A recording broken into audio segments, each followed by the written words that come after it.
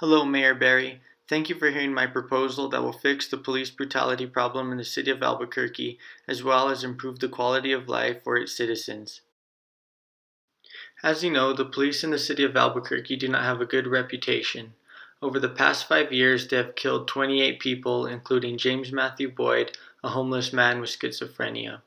They also have been responsible for 200 plus force accounts. I did research and found the direct cause of police brutality in the city of Albuquerque by comparing Albuquerque with other cities such as Phoenix, Denver, and New York. What my research showed is that there is a direct relation between education and police brutality rates. My research also led to the discovery of officers being underpaid in the city of Albuquerque and new officers not being actively recruited. But because of these variables changing within the various cities, these were chosen to be indirect causes. The police brutality problem in the city of Albuquerque can be solved with a simple three-step plan. This three-step plan looks at both the direct and indirect causes and aims to fix the problem of police brutality in the city of Albuquerque for both the immediate and distant future. The first thing that has to be done is the salary of every officer in the city has to increase by $5 an hour. This will make the yearly salary of every officer in the city increase by $10,000.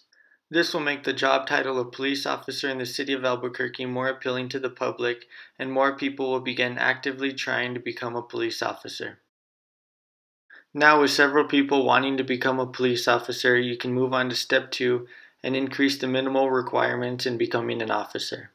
The requirements need to change so that the 32 credit hours from an accredited college cannot be replaced by 2 years of active military service, 2 years of working as the Albuquerque Police Service Aide, or 5 years of service working for the government. Also, the 32 credit hours that must be attained from an accredited college needs to be doubled from 32 to 64. This will show that the applicants are educated and have invested time into becoming a police officer. Increasing the requirements will lead to educated officers who are thankful for the opportunity to be a part of the Albuquerque Police Department. These officers will be less likely to commit a brutality act.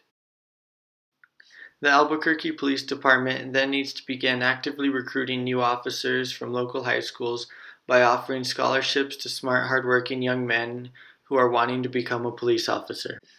This will ensure that qualified officers will always be available for hire in the future.